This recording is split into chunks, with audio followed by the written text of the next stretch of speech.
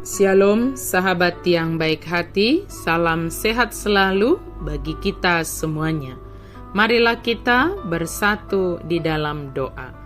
Kasih karunia dan damai sejahtera dari Allah Bapa dan dari anaknya Tuhan Yesus Kristus kiranya menyertai kamu sekalian.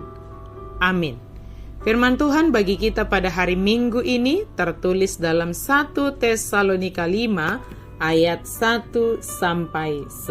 Mari kita baca secara lengkap di tempat kita masing-masing. Saya baca ayat 11. Karena itu, nasihatilah seorang akan yang lain dan saling membangunlah kamu, seperti yang memang kami lakukan.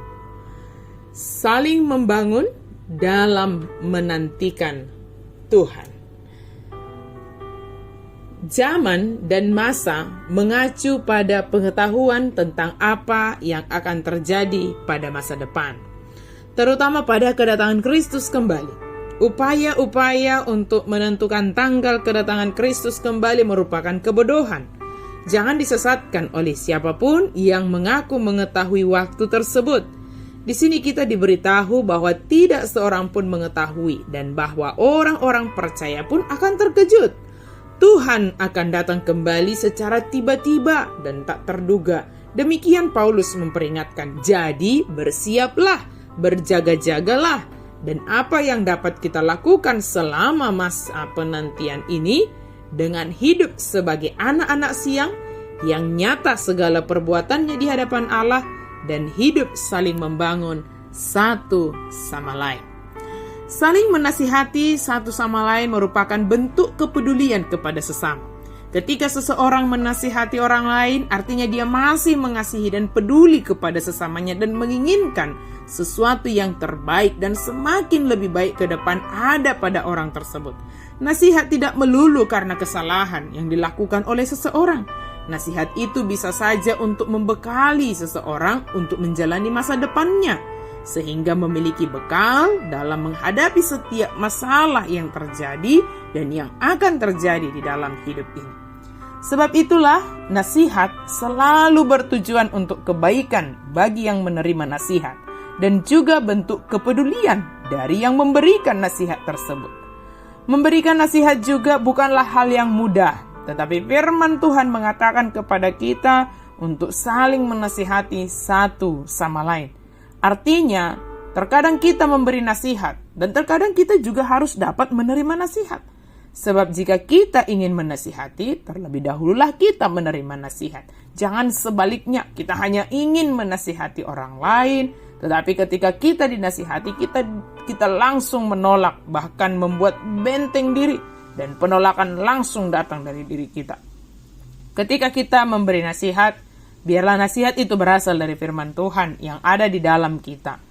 Dan tujuan kita menasihati bukanlah untuk memojokkan atau justru mempersalahkan orang yang sedang kita nasihati. Menasihati dengan motivasi yang benar akan menolong kita untuk menyampaikan sesuatu yang membangun bagi orang lain. Dan dalam menasihatkan orang lain atau menyampaikan sesuatu yang membangun itu dengan tujuan yang baik bagi penerima dan bagi pemberi dan penerima nasihat itu.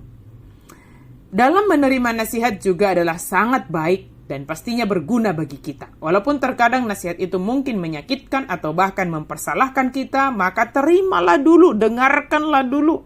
Sebab semua hal bisa kita dengarkan dan mari kita petik hal-hal yang baik, yang berguna dan membangun bagi diri kita. Dan seharusnya lah kita bersyukur atas setiap orang yang mau menasihati kita terlepas dari setiap nasihat yang disampaikannya kepada kita. Sebab ketika kita bersyukur atas keberadaan orang yang mau menasihati kita, artinya kita dipedulikan oleh orang tersebut. Ketika kita bersyukur akan orang yang menasihati kita, maka kita juga akan bersyukur dengan setiap nasihat yang diberikan kepada kita. Dengan demikian akan menolong kita untuk mendengar dan mencerna setiap nasihat yang disampaikan.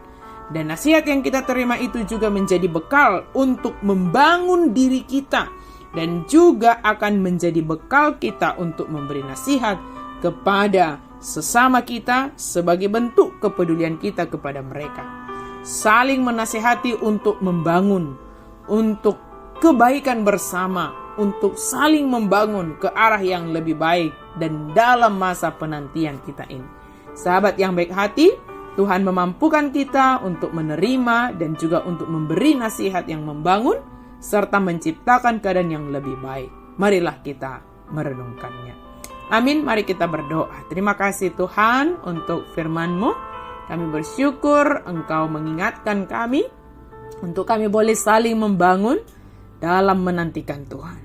Dengan saling menasihati, dengan saling menegur, dengan hidup dalam terang sebagai anak-anak siang yang selalu mengharapkan dan melakukan kebaikan seturut dengan firman Tuhan. Mampukan kami ya Allah, supaya kami melakukan apa yang Engkau perintahkan bagi kami hari ini.